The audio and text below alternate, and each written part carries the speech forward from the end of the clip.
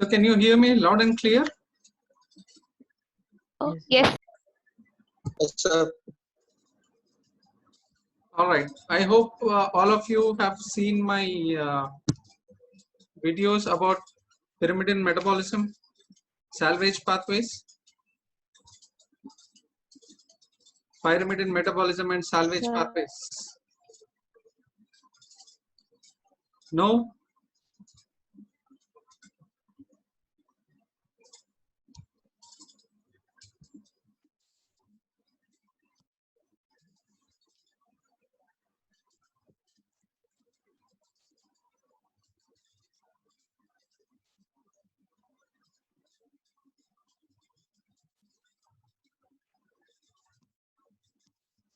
Still people are joining. Wait for them.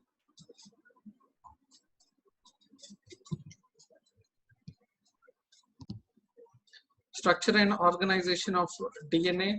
We'll start with genetics. I hope Gohan sir has started basic replication. So what we have seen earlier,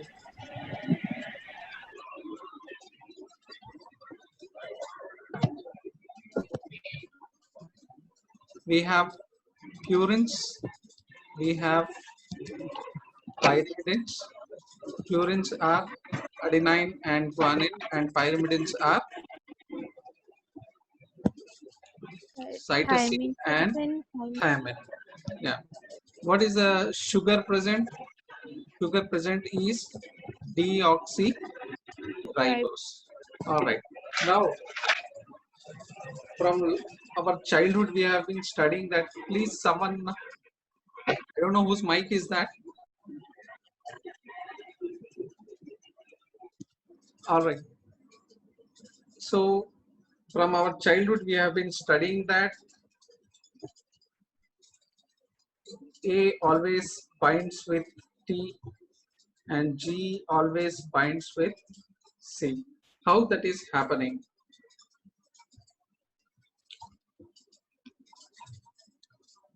Now let us look at the structure.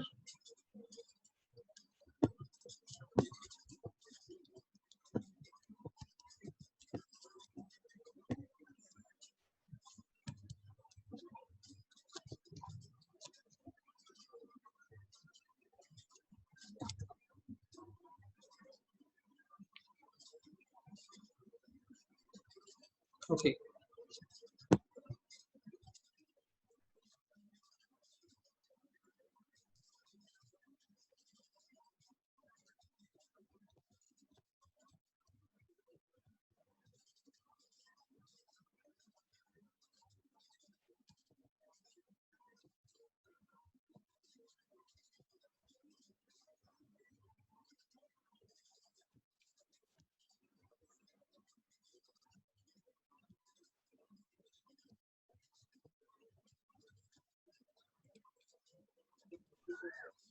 What is this structure? This one?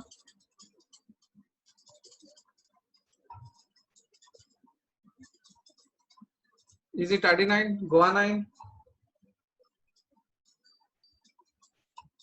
Adenine. Okay, this is adenine and this is guanine. All right. Guanine.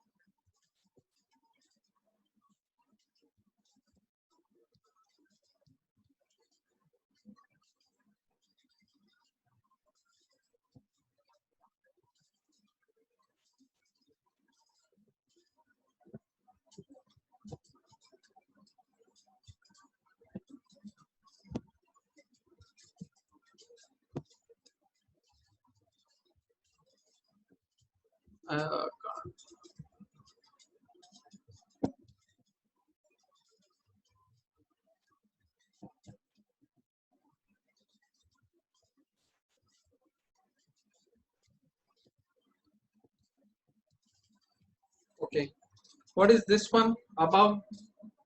This one is thymine. Timing. This one is cytosine. Okay, if there wasn't this methyl group, then it would have been uracil. Uracil. Give me 1 second, guys. Deepak. చేసేసారా? Okay, okay, sir. Okay, thank you.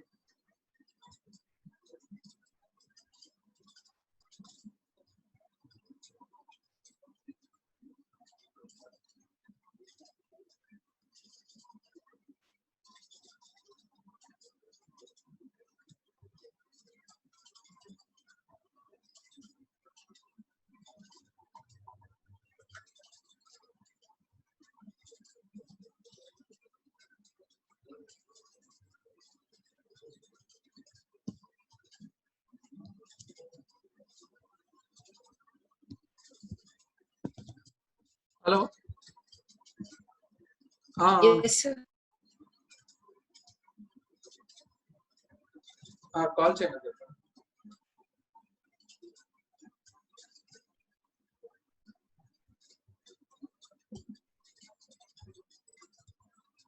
All right. The adenine and thymine, they have two hydrogen bonds. These are the hydrogen bonds. Hydrogen bonds. So adenine and thymine, they are having two hydrogen bonds, whereas guanine and cytosine, they are having 3 hydrogen bonds. So 3 is stronger than 2. So any GC bond, GC bonding will be stronger. GC bonding will be always stronger. Okay. A binds with T, G binds with C. This is how they are binding. N3 always binds. N3 always binds. Okay, with N1. N3 always binds with N1. This one is characteristic. N1 always binds with N3. There is other type of bonding also. This is called as Watson and Crick bonding. Watson and Crick bonding. Apart from Watson and Crick, there is something called as Hooke-Steen pairing also. In Hooke-Steen pairing, what will happen is, this is the N7, right? N7. This N3 will bind with N7. This N3 will bind with N7.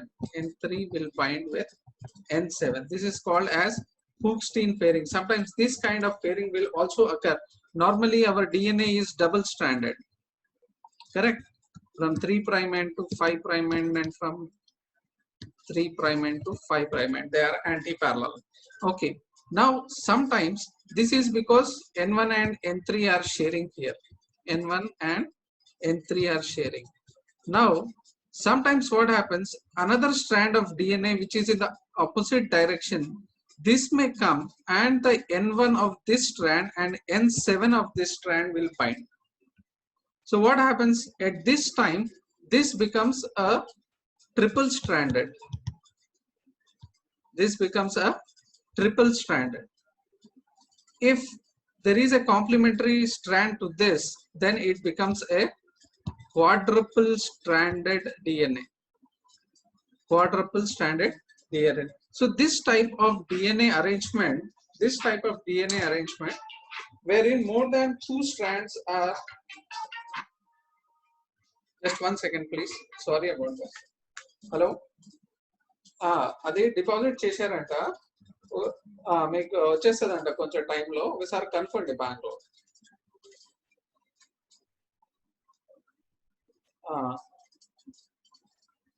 సరే సరే okay అండి okay ఒకటే ఒకటే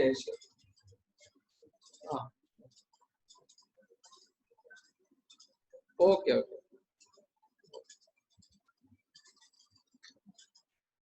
okay sorry about that so let's get back to the pairing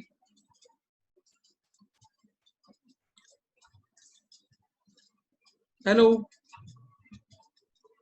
Yes, sir. okay thank you sorry about this I know it is very annoying but it was really urgent I need to take that call anyways so are you guys too tired Yes, sir.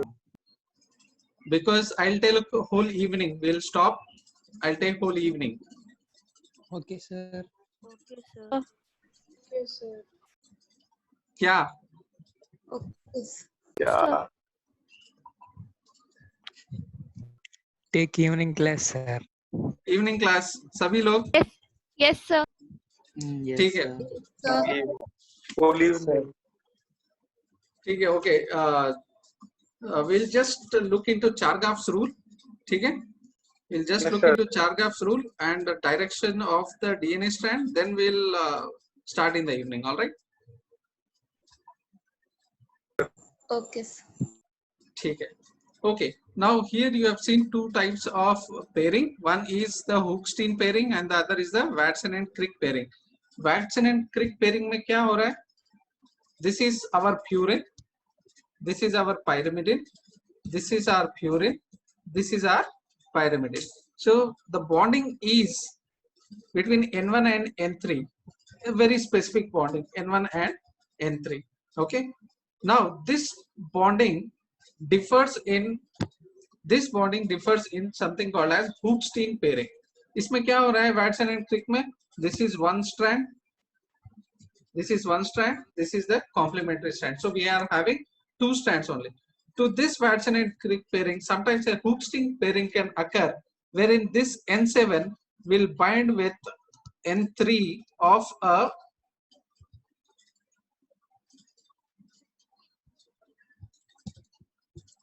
Third. of a third strand okay then it will become three strands these are called as Hooke's-Steen pairs these are called as Hooke's-Steen pairs okay so in Hooke's-Steen pairing you'll see three strands four strands five strands also sometimes right so two types of strands are there all right now what does Chargaff's rule say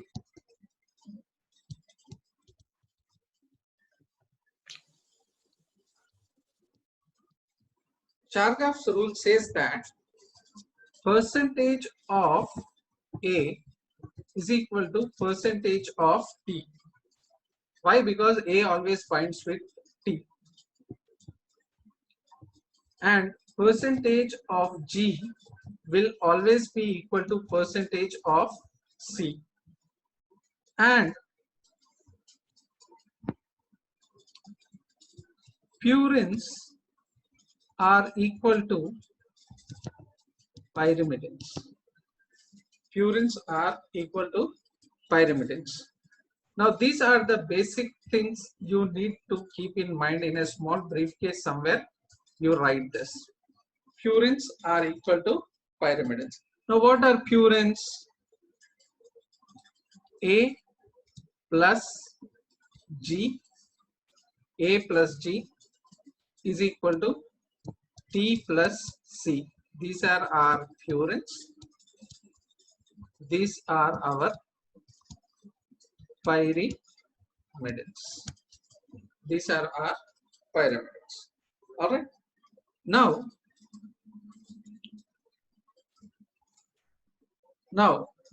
generalization.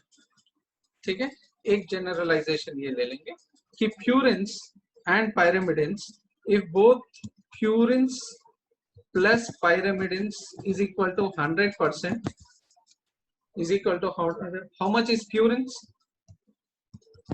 50% 50%. how much is pyrimidines 50% 50%. ठीक है now so we'll say that this whole thing is 50 this whole thing is 50 ठीक है Now, in human body, the GC content, is 40%. We use cesium chloride method test to detect GC content of a chromosome. Okay? Point you keep in the back of your mind, because question will come like this only. After a cesium chloride test, the GC content of a specific chromosome was this much. How much do you think the A content, how much do you think the G content, T content, C content, all can be derived from this. Okay? The cesium chloride test will tell us how much is the GC content. GC content of humans is 40%. If GC content is 40%, G plus C is equal to 40 and G is equal to C. That means G is equal to 20%. yes. G is 20, C is 20. Okay? Now we keep this in this formula 20, 20. So A कितना हुआ? 30. 30. Simple? Yes. Yes, sir. No, okay. Okay. Now here is the complication. Now from this equation, what all things we can derive? I'll say that A plus G is equal to T plus C. This is absolutely correct. Okay. I can also say that A plus C is equal to G plus T. This is also correct. Correct or not? Yes. Yes, sir. Can I say A plus T is equal to G plus C? No, sir. Sir. Yes? No. No. No. No, sir. So this derivation is wrong. These two derivations are correct. This derivation is wrong. Okay. What else can we derive? Shall I say A by G is equal to T by C? Yes, sir. Yes? Yes. Yes, sir. Okay. Can I say A by T is equal to G by C? Yes, sir. Yes, sir. Yes, this is also correct. Yes, sir.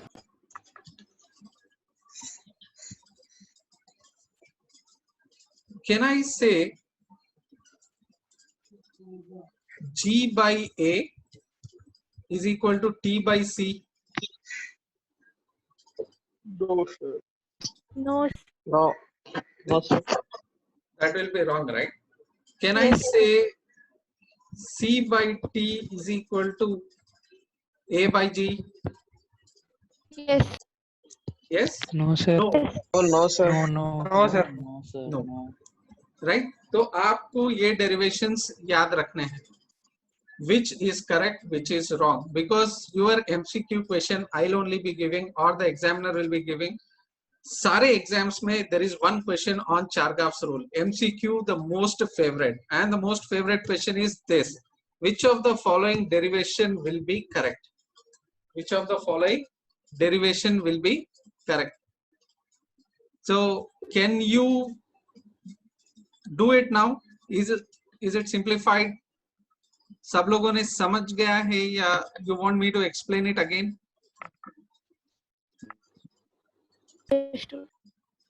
ठीक है. See, purines are 50, pyrimidines are 50. The question it will give what is the GC content. Okay, question will be what is the GC content.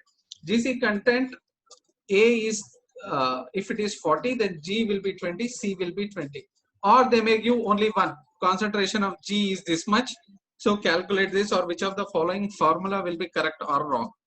Okay, so just put it in this formula. You have to remember this. Okay, don't get confused. Remember this box. This box will solve everything. Purines is equal to pyrimidines. Okay. Now if they have given it as an RNA. If they have given it as an RNA, how they will give the question? RNA, it will not follow Chargaff's rule. RNA will not follow Chargaff's rule. Single stranded RNA. Okay, double stranded RNA will follow. Double stranded RNA will follow Chargaff's rule. What will be the difference? The difference will be T will be replaced by U. Yes. Only T will be replaced by U. So if Yes, they sir. have given that the ratio of A plus G by T plus C is 0.74. What is it? Single stranded DNA, single stranded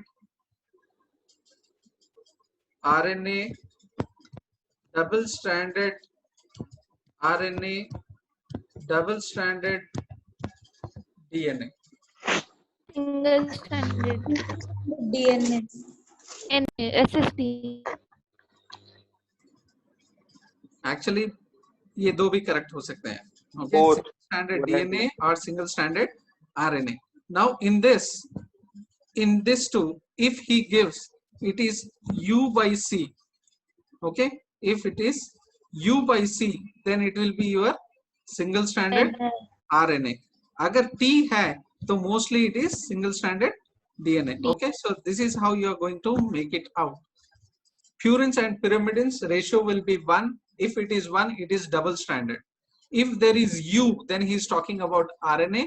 If there is T, he is talking about DNA. ठीक है? Yes, sir.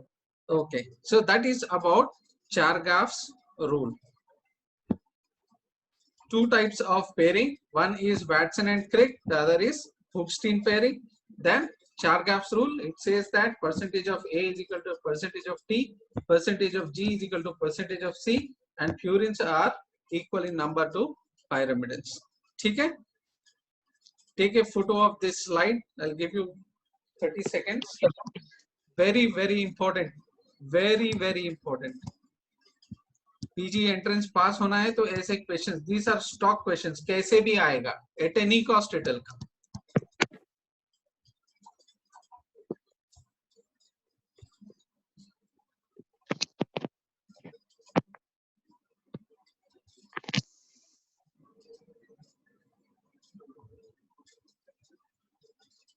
हो गया?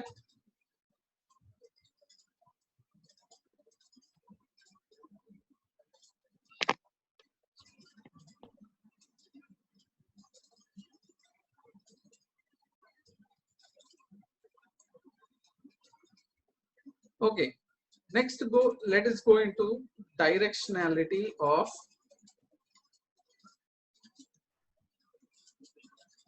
you want the slide again?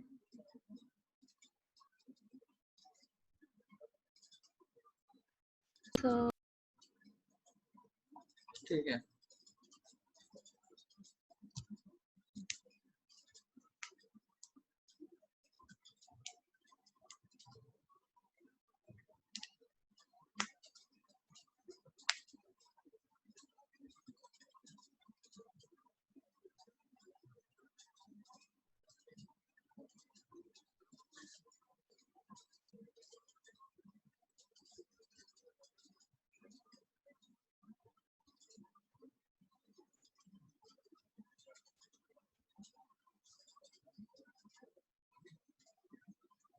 All right, now let us go into directionality of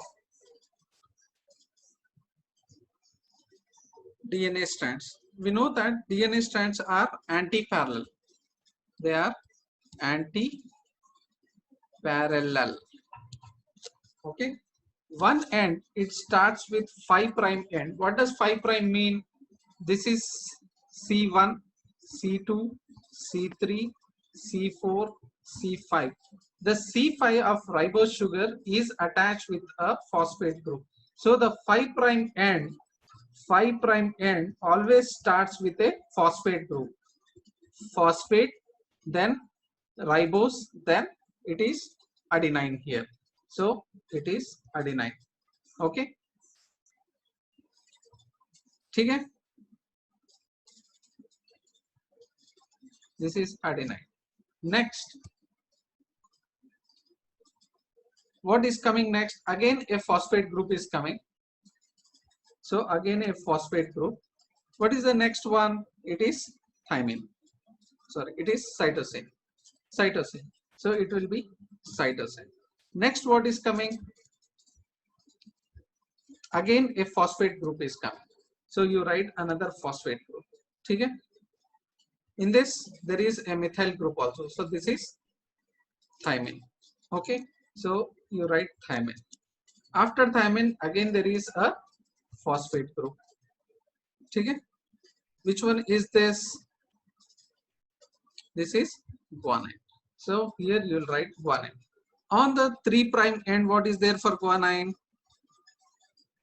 On the 3' end, Oh. hydroxyl group. So it will be a hydroxyl group and a 3'. It will be a hydroxyl group and 3'. So how you are writing this strand? It is like this: 5', P, A, P, C, P, T, P, G, hydroxyl group and 3'. This is how you will denote that. Okay. Now here, or this can also be written as 5' ACGTG 3'. If it is written like this, it is understood that there is a P here, there is a hydroxyl group here. Okay. If it is written 3' ACTG 5', then it is understood that there is a hydroxyl group here and there is a phosphate group here. Always remember,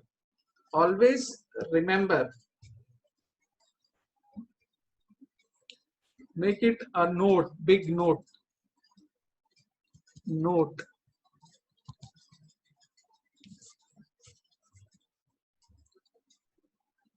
Writing or building, or say DNA is written in 5' to 3' direction. 5' to 3' direction. DNA is read in 3' to 5' direction. 3, 4, 5. It is read in English. Written in Arabic. Arabic mein you write like this. English mein you write like this. Okay? So DNA is read in 3' to 5' direction and written in 5' to 3' direction. I'll just tell you what this means actually, because it will be very confusing for you in the exam. You need to remember this. Yes, make a briefcase, suitcase, whatever. They're going to confuse you with this. Always remember, DNA is read in a 3' direction to 5' direction, and it is always written in a 5' to 3' direction. Okay. Now here we have seen that from 5' to 3' and how we have written it. This is the perfect notation to write a DNA strand. Okay.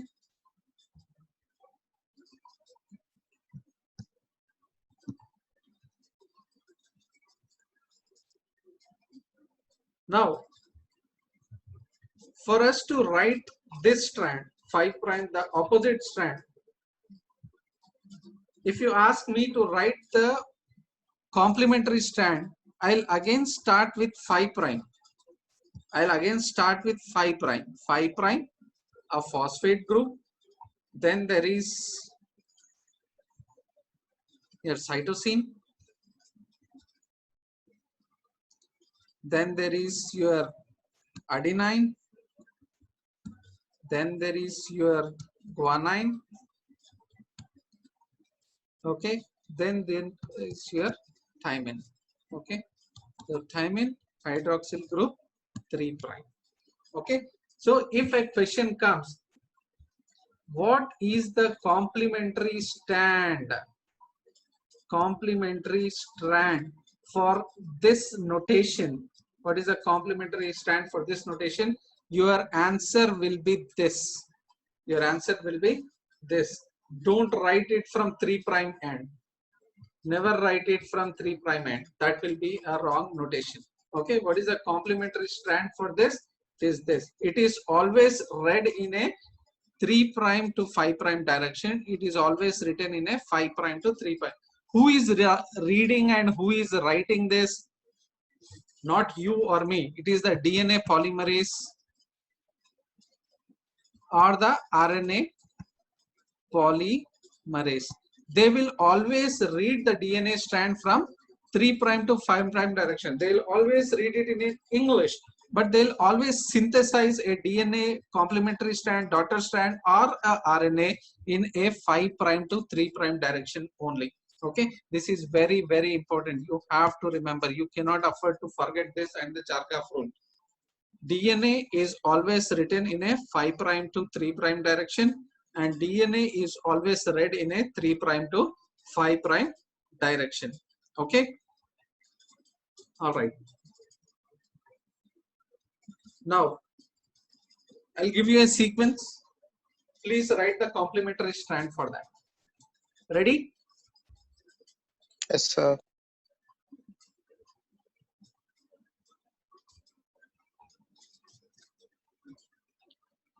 What just happened?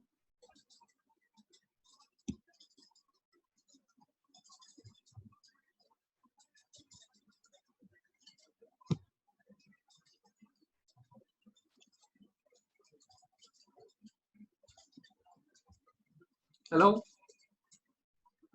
Yes. Yes, sir. Okay, why was he locked out? I don't know. Okay, fine. Where were we? I was giving you this.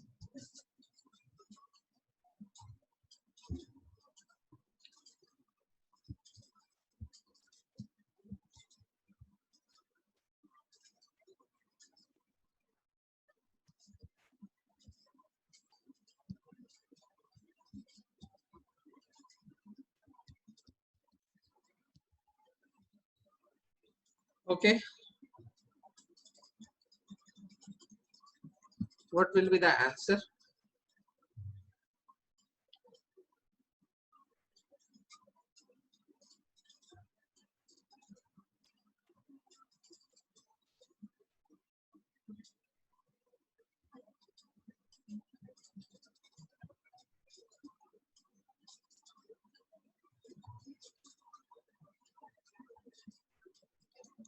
Answer क्या है रे बबुआ?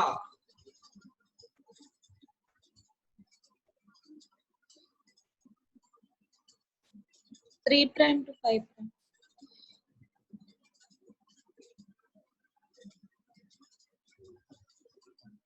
Okay, whoever has written it, I have already told you, whenever you are writing a complementary, always write it from the 5' end, not the 3' end. Erase that, whoever has written it. Thank you.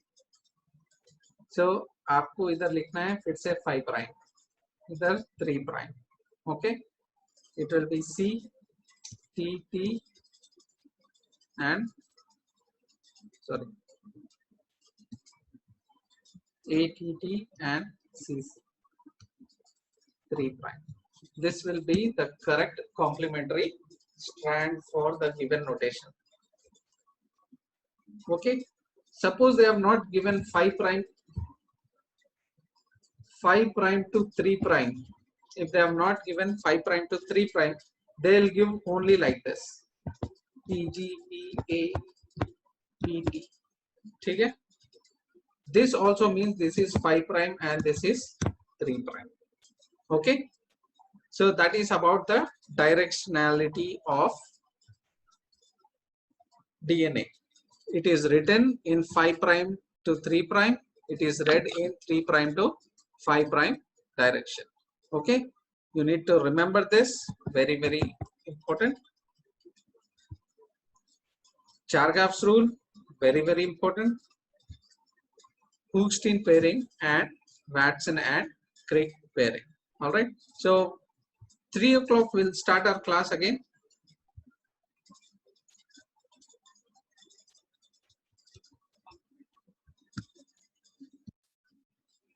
Three o'clock. Okay.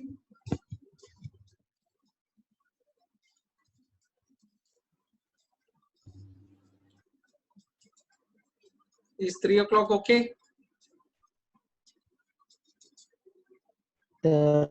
Four. Till I don't know, till I complete, or you want me to continue now? No, sir.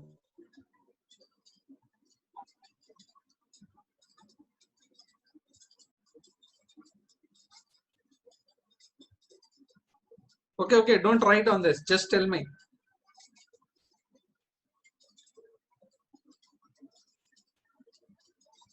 Erase on this, it is being recorded, don't write on this.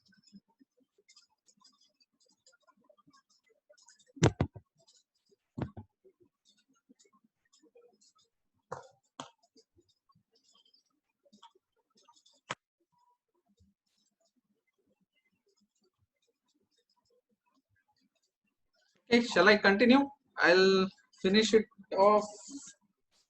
It will take time, but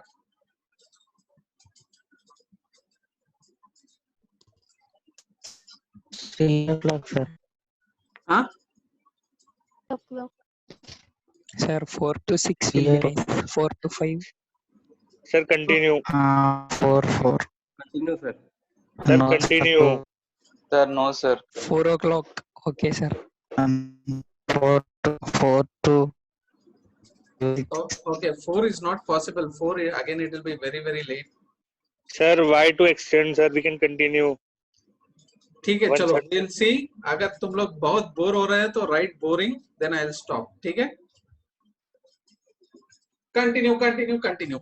ठीक है, it's not सब बचपन में पढ़े तुम लोग ये सब. So DNA structure. Coming to DNA structure, it is a double helix. It is a double helix. Okay, one turn. There are different types of DNA. We'll see very soon. There are different types of DNA. What we are talking about is the most commonly occurring bDNA, which occurs at 95% humidity. Okay? This is what is naturally present. So in this DNA, we are seeing that there is one strand which is in the 5' to 3' direction, 5' to 3', and the other strand is in 3' to 5' direction. Okay? So these are anti-parallel double helix, anti-parallel double helix. The bonds that stabilize DNA, the DNA, one is hydrogen bonds. किधर है hydrogen bonds? These are the hydrogen bonds. ठीक है? Hydrogen bonds. A to T, 2 hydrogen bonds. G to C, 3 hydrogen bonds. Next, hydrophobic interactions.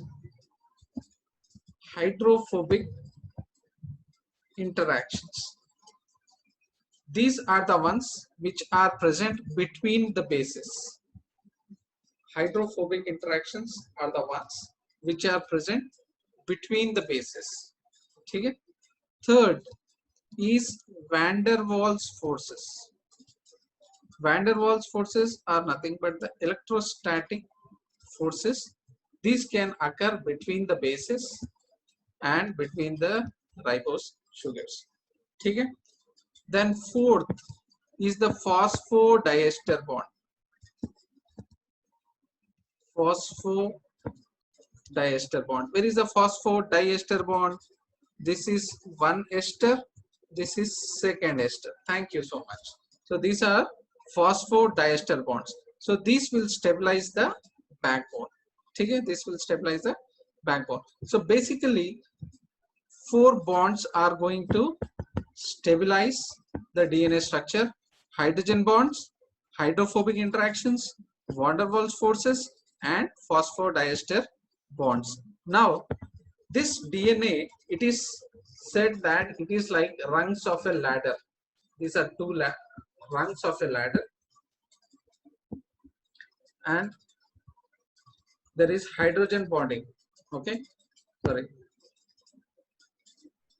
These are the two strands and these are the rungs of the ladder. This is what is the hydrogen bonding, and this side strand or the backbone, this is the backbone. This is formed by a sugar and a phosphate. Sugar and a phosphate. Sugar and a phosphate. This is forming a sugar and a phosphate. Sugar and a phosphate. Sugar and a phosphate. These are forming the backbone, and the bases and its hydrogen bond, they are forming the rungs of the ladder. All right. Now this DNA double helix, it is left-handed. It is left-handed.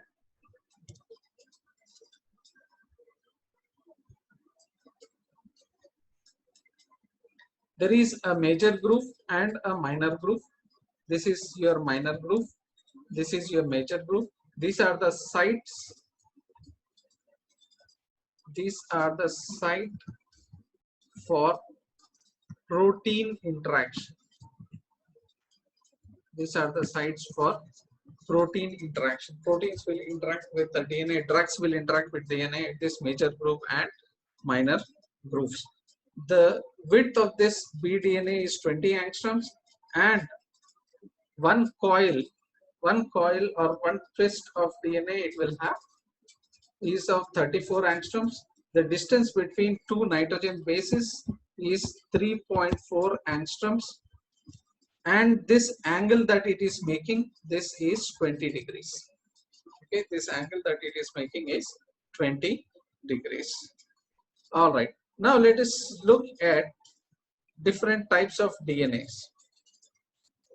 The different types of DNA are A, B, C, D. There is also a E also. E also is there. Among these three, A, B, and Z, these three are naturally occurring forms. These three are naturally occurring. C, D, and E, these three occur in lab, or we prepare them in lab. Okay, naturally occurring,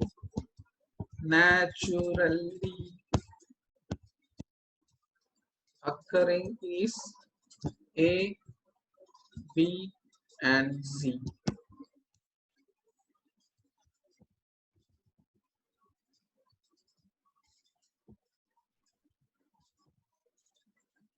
All right.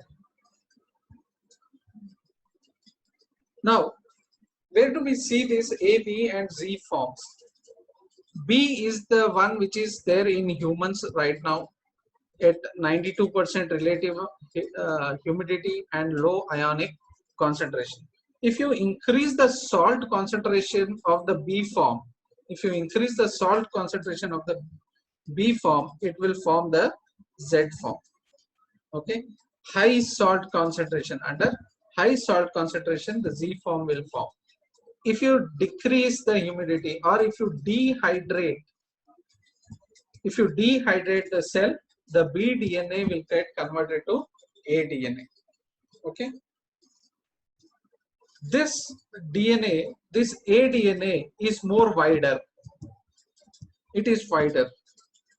See, it is 23 angstroms, whereas our DNA, B DNA, is only 20 angstroms. This whole length is, here it is there. This whole length is 20 angstroms, whereas A DNA, it will be a bit wider than this. Okay, why? Because the grooves are changing. This will be narrower. This is wide. This is narrow. The important difference that you need to know is what happens to the major groove and minor groove. In aDNA, major groove is narrow and deep. Is narrow and deep. It is like this.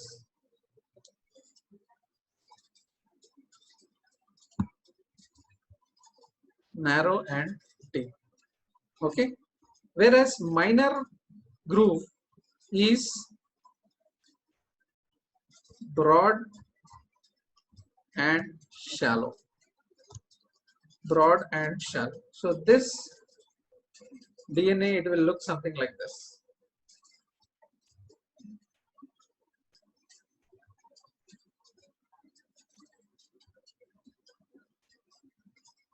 Okay, this is the major groove, deep and narrow, and this is the minor groove, wide and shallow. Wide and shallow. Again, this is your major groove. Okay, the DNA will be like this.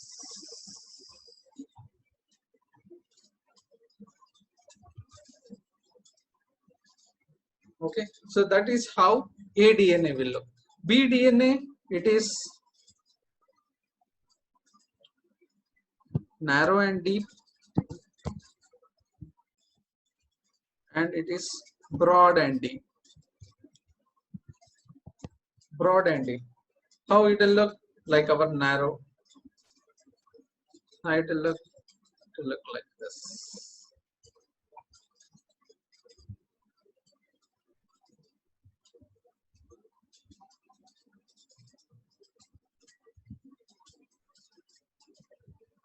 Okay, so this is narrow and deep. This is broad and deep. Narrow and deep, broad and deep. Okay.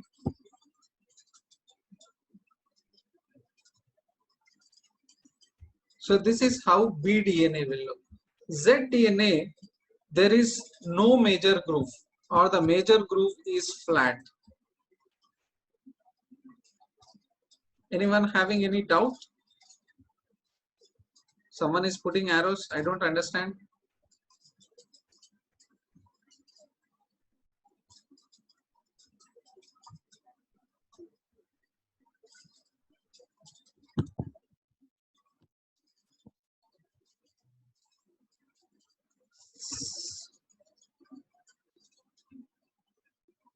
Anyone, is there any doubt? Someone is putting arrows. Please let me know.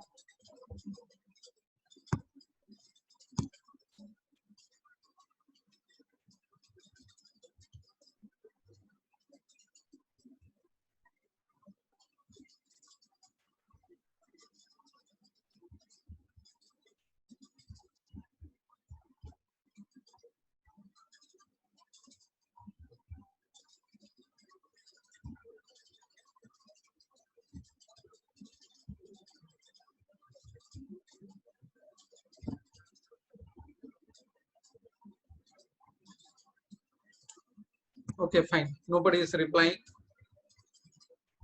Whereas minor groove, it is narrow and deep. Okay. Okay. I was very fast. I'll go slow. DNA is in the form of a double helix.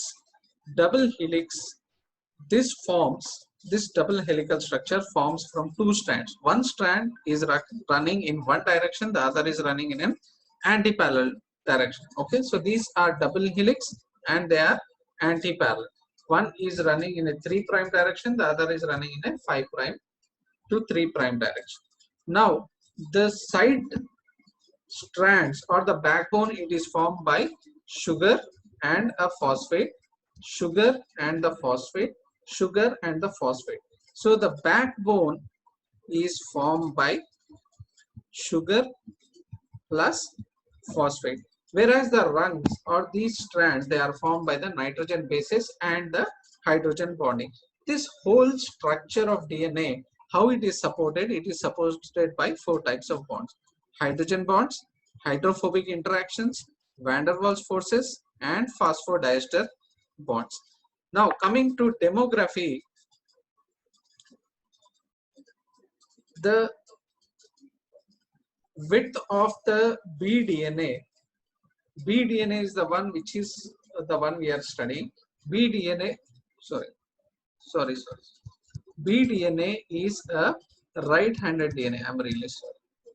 Okay, that was what you wanted to say. It is a right-handed DNA or a right-handed coil. It is having a minor groove and a major groove. One coil takes about 34 angstroms, and one coil is having up to 10 base pairs. Okay, up to 10 base pairs. So each distance between each base pair is 3.4 angstroms. Each base pair to the axis, if this is the axis, to the axis, each base pair makes a 20-degree angle. That is the inclination that is there, that makes it narrow. Suppose you remove this narrower part, it will become more broad. Okay. Now there are different types of DNA. Most common one is B. Naturally occurring form is A, B, and Z forms. Okay. What is the difference between A, B, and Z forms? A form is mostly present in the body. If you dehydrate this B form, it will become A form. A form is more broader. A form is more broader. Okay. Now if you add more salt, this B form will get converted to the Z form. B form is getting converted to the Z form. Now difference between A, B, and C is, one is conditions where they are formed. If you dehydrate B form, it will become A form. If you add more salt, it will become the Z form. Number of bases per turn is, in A form there is 11, in B form there is 10, in C form it is 9, in D form it is 8, in E form it is 7, and in Z form it is 12 base pairs. Okay. One more important thing I forgot to mention. All these forms up to E form, these are right-handed helices. Right-handed helices, whereas the Z is a left-handed helix. Left-handed helix. Okay. All right. Next is the diameter. This is more wider than our B form, and this is narrower than our B form. Coming to major groove and minor groove. Major groove is narrow and deep, and minor groove is broad and shallow in A form. Okay. In B form, it is narrow and deep, major, and the minor groove is also broad and deep. Whereas in Z form, there is no major groove, or it is totally flat. Okay, just coils like this.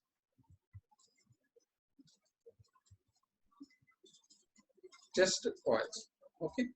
One other important difference is all these structures up to E form, they have anti-conformers.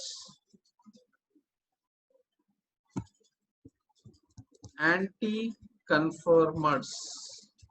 Whereas Z form, they have syn and anti-conformation. This syn we have seen in guanine and cytosine mostly. In my isomerism, when I was talking about isomerism long ago, isomerism, there are two types. One is anti, one is syn. Anti means you can stack up easily. Syn means you cannot stack up because the ribose will come in between.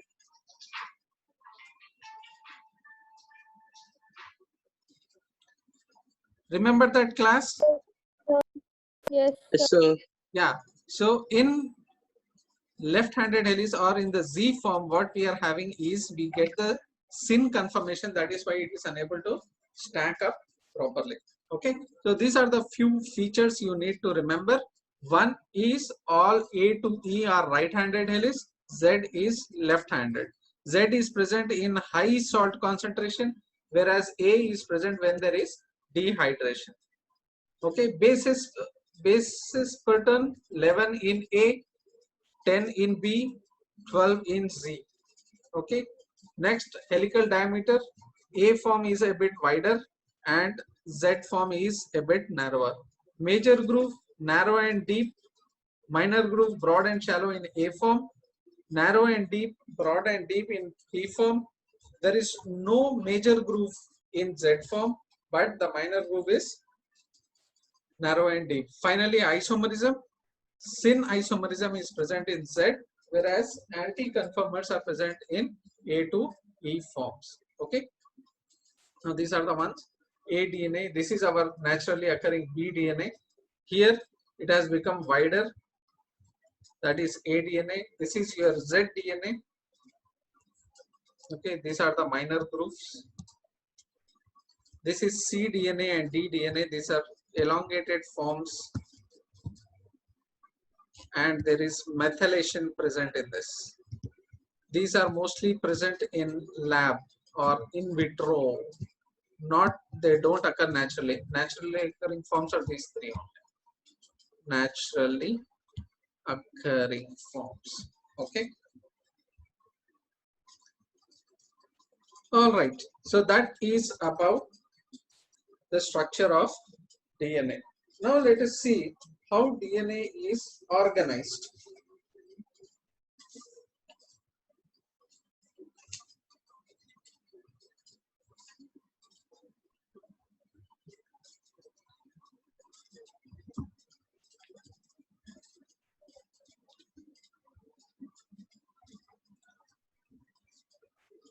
Okay, so structure of DNA is clear.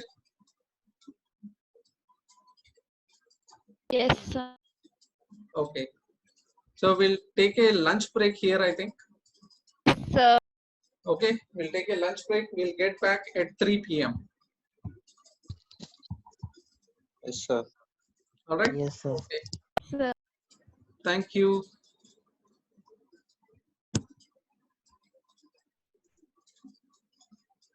Thank you, sir. Thank you. Sir. Thank you, sir. Thank you, sir.